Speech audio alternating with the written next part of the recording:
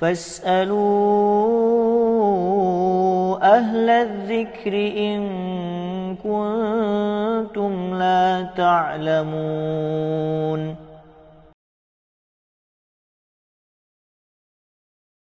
السلام علیکم ورحمۃ اللہ وبرکاتہ. ناظرین، علماء سے روبرو کی محفل میں ہم آپ تمام کا دل کی گہرائیوں سے استقبال کرنے جا رہے ہیں اور ہمارے ساتھ جڑے ہوئے ہیں سید حسین مدنی حفظہ اللہ، رکن فتویٰ بورڈ حیدرآباد تلنگانہ. آپ کے سوالات ہم شیخ کے سامنے پیش کرتے ہیں اور شیخ تسلی بخش جوابات دیتے ہیں. چلیے ملاقات کرتے ہیں. شیخ السلام علیکم. وعلیکم السلام. کیا حال ہے شیخ؟ الحمدللہ. شیخ سوال یہ ہے، اشکال یہ ہے کہ ایک آدمی اپنی زندگی میں حلال مال بھی کماتا ہے، حرام مال بھی کماتا ہے، اور بسا اوقات تو حرام مال کافی بڑھ کر ہی کما لیتا ہے. تو ایک آدمی کا انتقال ہو چکا ہے، ان کی اولاد کا اشکال ہے کہ شیخ ہمارے والد صاحب کی فلاں کمائی فلاں حرام تھی، اب وہ انتقال کر گئے، اب اس حرام مال کے ہم وارث بن سکتے ہیں یا نہیں بن سکتے ہیں؟ کیا وہ مال ہمارے لیے حلال ہے یا نہیں؟ یہ ان کے پاس اشکال ہے، پلیز آپ وضاحت کریں. جزاکم اللہ خیراً. یہ انتہائی اہم ترین سوال ہے اور مختلف گوشوں میں اس کے جواب کی ضرورت محسوس ہو رہی ہے. سب سے پہلے ہم کو اللہ کا شکر بجا لانا چاہیے کہ وارثین میں اتنا شعور ہے کہ کون سا مال حلال ہے، کون سا حرام، کون سا لینا چاہیے اور کون سا چھوڑنا چاہیے. یہ اللہ کی توفیق کی بات ہے. اللہ تعالیٰ استقامت عطا فرمائے دے ان لوگوں کو. ماشاء. دوسری بات یہ ہے کہ امام نووی رحمۃ اللہ علیہ نے اس سلسلے میں قاعدے کے طور پر، ضابطے کے طور پر یہ بات بتائی کہ اگر کسی کی وراثت طریقہ تقسیم ہو رہا ہے، وارثین کو پتہ نہیں کہ مال کہاں سے آیا، کس ذریعے سے آیا، حلال ذریعے سے یا حرام ذریعے سے، نہ وارثین کو پتہ ہے اور نہ ہی کوئی علامتیں ہیں اور نہ ہی کوئی دوسرے ذرائع ہیں جن سے وہ پتہ کر سکے، نتیجے پر پہنچ سکے. تو ایسی صورت میں بالاتفاق ساری امت کا اجماع ہے کہ وہ مال حلال ہے، اس کے وارث ہو سکتے ہیں. ضروری نہیں کہ پتہ چلے تبھی وہ وارثین کے حق میں حلال ہوگا، کوئی ضروری نہیں.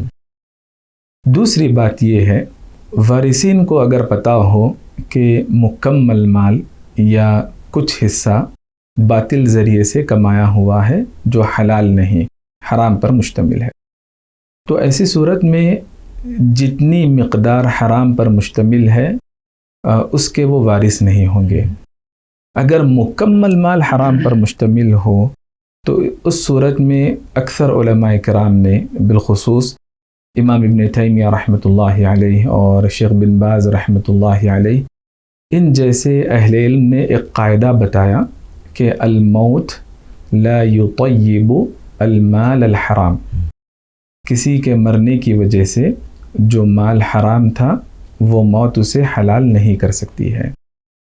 تو اب دیکھا جائے گا کہ جو مال حرام پر مشتمل ہے یا مکمل حرام ہے یا کچھ حصہ حرام ہے، اس کی نوعیت کیا ہے اور پھر وارثین کس درجے میں ہے معاشی طور پر.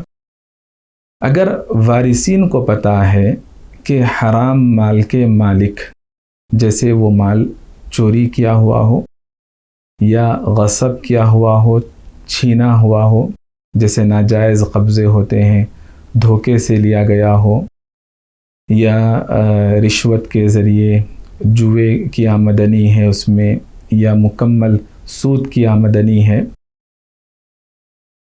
اگر کسی وارث کو پتہ ہو کہ اس مال کا حقیقی مالک کون ہے تو فرض ہے وارثین پر کہ مالک تک وہ مال پہنچا دے، کیونکہ ملکیت شرعاً صحیح ذریعے سے منتقل نہیں ہوئی. لیکن پتہ نہیں، سود کی آمدنی ہے، جوئے کی آمدنی ہے، پتہ نہیں، کسی وقت کسی ذریعے سے وہ آ چکا تھا، لیکن یہ یقین ہے کہ وہ حرام مال ہے. تو ایسی صورت میں واجب ہے، فرض ہے وارثین پر کہ وہ اللہ کی راہ میں صدقہ کر دیں. کیوں اللہ کی راہ میں صدقہ کریں گے؟ اس کی وجہ علماء نے یہ بیان کی کہ مال کا حقیقی مالک دراصل اللہ تبارک و تعالی ہے، کیونکہ اللہ نے مال کی نسبت اپنی جانب کی، من مال اللہ، اللہ کے مال سے تم دو جو اللہ نے تمہیں دیا. اور اللہ نے ہمیں مال میں جانشین بنایا، ذمہ دار بنایا، انفقوا مما جعلکم مستخلفین فیہ۔ تو اس اعتبار سے اہل علم کہتے ہیں کہ جو مال حرام ذریعے سے حاصل کیا ہوا ہو اور اس کے مالکین کا پتہ نہ ہو تو اس مال کو اللہ کی راہ میں خرچ کرنا چاہیے۔ اب ہم وارثین کے لحاظ سے گفتگو کریں گے۔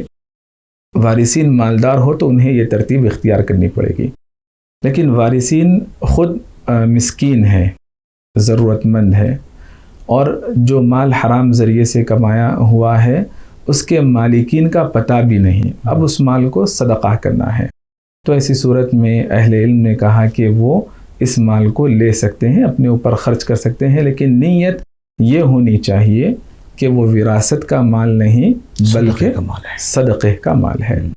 تو جو مال حرام ذریعے سے کمایا گیا ہے اس مال کی تقسیم سے پہلے اس ترتیب کا خیال رکھنا چاہیے، اور جو مال حرام ذریعے سے کمایا گیا ہو اس مال میں وصیت کرنے سے پہلے یا وصیت کی گئی ہے تو اس کو نافذ کرنے سے پہلے اہل علم سے مشورہ کرنا چاہیے۔